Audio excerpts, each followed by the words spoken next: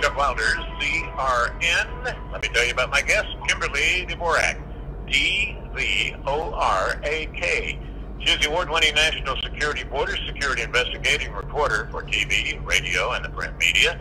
Kimberly is also the Senior Foreign Policy Advisor for the Committee for Responsible Foreign Policy. She is TV correspondent, CW6 News San Diego, as well as One America News Network. Her website is thekdreport.com. Hello, Kimberly. How are you? How are you doing, Chuck? Pretty good, pretty good. You didn't do any golf or anything like that, right? No, I'm kind of nursing a bad knee right now, so I'm not on the golf course. Trying to be good. All right, there you go. So I'm working. Well, you're giving them a break. Giving them a break for a minute. You know, we've been talking about immigration quite a bit, but I'm going to tell you what, listener, we got another subject for you today because last week there just happened to be a remarkable fact that came out about the buying frenzy in the U.S. lumber market. And, you know, I talked to some people over the weekend, Kimberly, and boy, they had gone to, places like, the lumber company or whatever and said, you wouldn't believe it.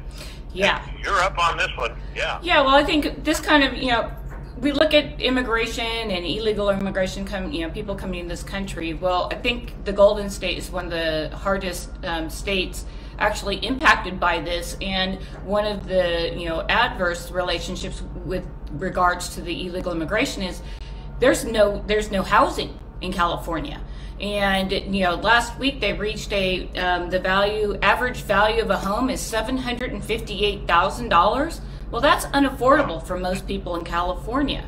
So when you're looking at the reasons why there's such a housing shortage in California over and above the illegal immigration that continues to pour into the state, well, you look at, I went and looked at some of the contracts with the futures markets, the commodities, and what I found was some pretty interesting bookkeeping. I think they've tried to blame climate change on the price here, but when you look back at prices back in 2019, they were low. So what sawmills and logging companies did, they held back production of the lumber and what everybody uses to build a home or a porch or addition to their home. And with COVID hitting, they didn't have enough demand out there, and now you're looking at now it's a feeding frenzy in the in the lumberyard, adding approximately $24,000 to the cost of building a home. So now you get into who's going to be able to afford to even build these homes, and it looks like what they're kind of doing is everything is getting pushed to these larger construction companies and the largest sawmills that can afford to stay open and that have in essence kind of fixed their price by holding back and not producing as much as they could to create more of a demand. And what you have is kind of something similar to what we saw with the Middle East in the oil reserves, where they flush a lot out there, the prices go down, they hold back, all of a sudden prices go up. But now you're seeing this something that is going to be another hit on the average middle class family, because they've got to drive to get to work, so they're using gas in their cars, oil, and then they have a home and or they're looking to buy a home, so they're getting out of an apartment, and they can no longer afford that because you're seeing the price of commodities so skyrocket, and something that could have been prevented easily, but they're manipulating the market in such a way that it's really squeezing the little guy and really and really taking a bad nick here for capitalism. And what I'm hearing, Kimberly, because she's like me, okay, well, I'm not going to be building a real big house, and I'm not in the mood right now to buy another one. I'd like to buy a bigger house or something, but I'm going to tell you something. Let's say you decide to build your own house, but it's only a dog house. Mm-hmm. Believe you me, it's going to affect you. Really. Yeah. You just go get one sheet of lumber. It's not called a sheet, whatever it is anyway. Like a 2x4. That's like a 2x4 with like maybe a year ago cost $3. Well, now it's cost $11. So you can see how that exponentially adds to the cost of building a home, building an addition, building an apartment complex, building a new garage for that car that gas is now going back up and you're paying higher gas prices. So these are all things when you hear people say, or the Democrats in particular, saying that there's no inflation going on. Well, this is inflation that people don't necessarily look at, but it's happening, and it's happening at astronomical levels. We're seeing 60% rise in lumber. That's a devastating number. I wonder, are you hearing that they're throwing in forest fires, especially in California?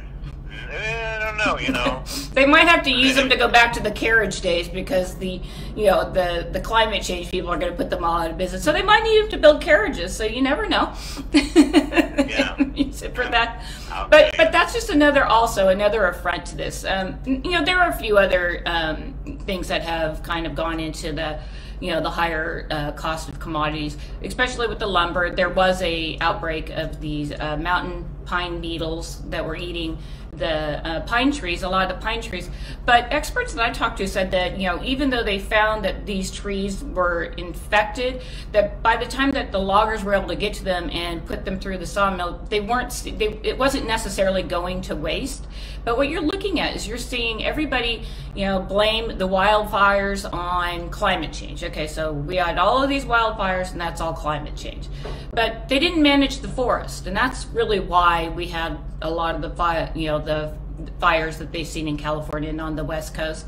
You see people, maybe it could be the cartels growing in those areas, which we know the cartels are growing marijuana in the United States in those forested areas. That's also another factor. But when you look at, and I just thought of that. Maybe the people that have to go in and chop down the trees don't want to go in there where the cartels might chop them down with the machine guns. Yeah, well, I mean, my last trip to California, I went hiking up in the mountains, and we were cruising around all these isolated trails and whatnot, and I saw a lot. I mean, there were a ton of trees that were definitely sick and if not already, toppled over.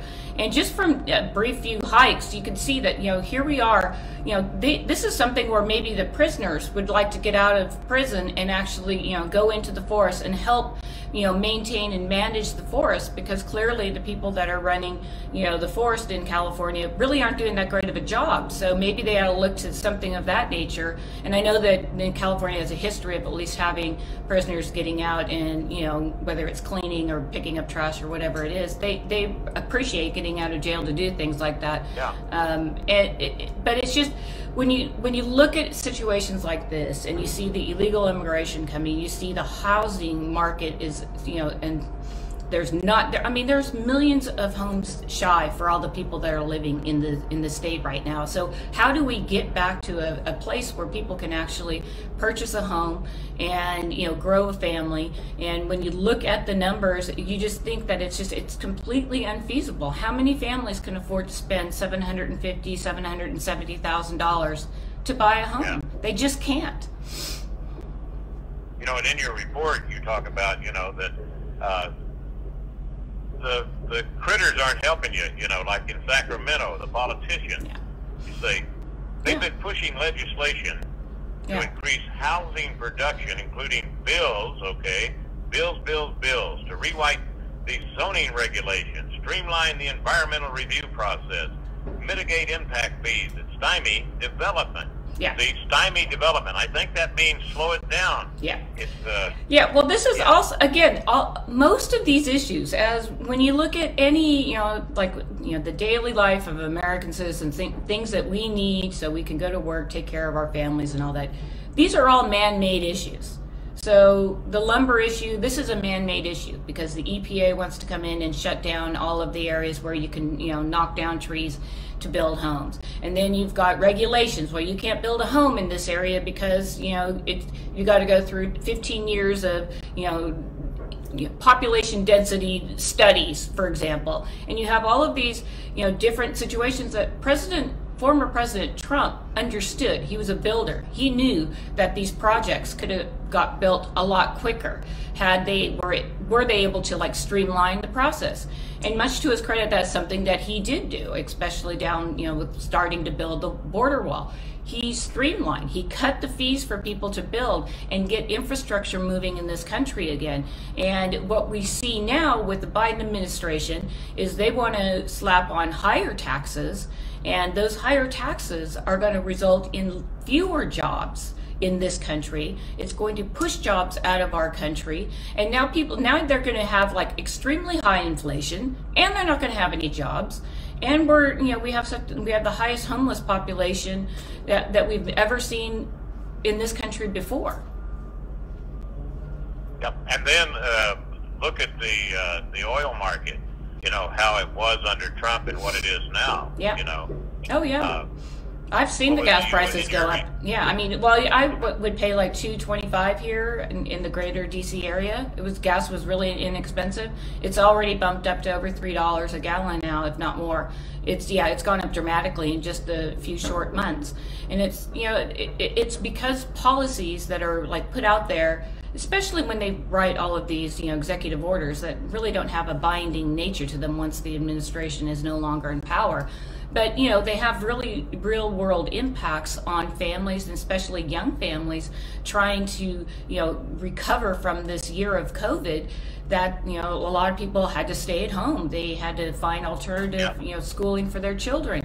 These are all issues, and I just always I think when I look at the illegal immigration, that has an impact on our economy. That has an impact on communities across this country. And it's not just that there's an extra person that lives in that city or state. It's that these people are taking up extra housing that maybe could be used to house some of our homeless veterans. So the people are like taking government resources. Maybe kids that are in school, they need free lunches and breakfast. Maybe they can get that there, but there's a cost that comes with this illegal immigration. I thought that this issue and looking at the commodities market and looking at inflation in particular would kind of be a good little barometer for people to understand that cost. Because when you talk to young people, they think, oh, we need to welcome everybody, and apparently we're going to invite every refugee. Biden's already said we're going to increase the refugees into this country. Well, when people look at that, there's a cost that comes with that, and right now, it's America's middle class that's paying that cost. I saw a report. I wish I had it in front of me. The scare tactics, but it had to do with John Kerry talking about how hot it was, in those countries where the immigrants are now flowing from there to here. Yeah. And talking about it got to be 130 degrees, and it was 130 degrees in California too. And I thought, what? 130 degrees? I do not know. Maybe he's talking about Death Valley. Maybe like the hottest time of the year, but I don't even think that the hottest temperature in Death Valley it's probably close to 130. But I'm pretty certain that there's not very many people that live in that Death Valley. So but the way they throw this stuff out, they do. It's unbelievable. Yeah, they do. There's another very important thing in your report today too, and it gets into these traders and sellers. The Robin Hood, that ring a bell? Mm-hmm. Does silver? Does that ring a bell? Mm-hmm. GameStop. Corn, grain, pork, beef. Yeah, let's get into that a little bit. You look at all. You look at when you look over the past year and with COVID and a lot more people staying at home, so you're seeing a lot more activity in the stock markets because people are at home and they're trying to figure out how they can earn some extra money, and they're playing the stock market. But in these big companies, they don't mind having more investors into the market. But when these investors kind of get smart and realize what the big corporations are doing to drive prices up, they turned around and put downward pressure on some of these prices and bankrupted some of these big hedge fund managers, and rightly so. I just, again, these large corporations, they have access to the quickest wire transfer, so they're able to get the best, trade, even if it's like a penny less than the next person pays. That's a lot when you're spending millions of dollars. Those pennies do add up. Yeah. So they do have a significant force of nature onto these markets, and people, out there looking at the outside saying, hey, I figured out a system, and it wasn't necessarily a bad system, and they weren't breaking the law because they actually figured out how to beat these people at their own game. But again, when you look at the totality of all this and with the markets, the people, again, that are paying the price for the manipulations, whether it's going up the market or going down on the market, are the middle class, because we're seeing these astronomical inflation numbers, and they're coming fast and furious at us, and it's only going to get worse because now we're going to start seeing the quarterly earnings reports start coming in the next week or so from the big corporations, and I think we're going to see the stock markets kind of tumble down a little bit. Yeah, and that big news that was going on about a month ago, with the Robin Hood crowd of group traders. Traders. With the GameStop, yeah. That's I mean, funny. one couldn't help but laugh. It's, I mean, the little guys banded together and did well. So you couldn't help but laugh at the big guys getting beat out. However, I think what it highlighted is this is what the big guys do on a daily basis. They just didn't want any competition in there. And at any rate, when you start driving prices one way or the other, you're going to create either oversupply or you're going to create a drastic need. And that, again, when it comes out to the commodities especially, that goes into the, the middle class, and you're going to be paying higher housing costs, higher, gas, whatever it is, groceries, everything. We're going to take our break with Kimberly, and we'll be right back. It's kind of strange, isn't it? You sit here and you think about and you talk about traders. Yeah, okay, so the traders created this run up in the GameStop shares. What was the other one here? Traders who sit in air conditioner office, moving the money around, and it affects all the farmers and the ranchers and the miners and everybody else. Yeah. But it's that word, traders and traders. Yeah, traders and traders. Well, one of the typical things, and what we saw with the GameStop especially, in large corporations, when they feel like they're losing money and they need to prop up a market, so to speak, they pump money into the market and then they dump the stock. So they mess with the barometer of the stock.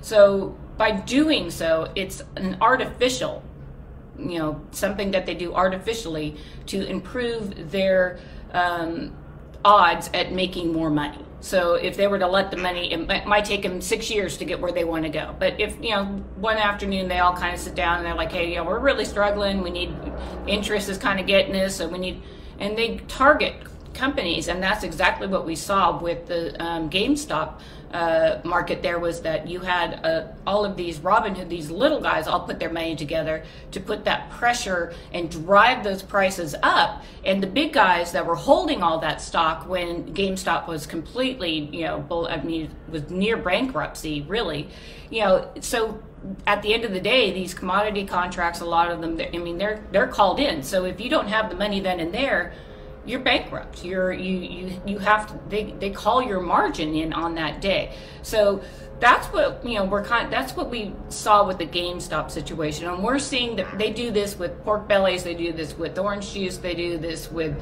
all of the different commodities.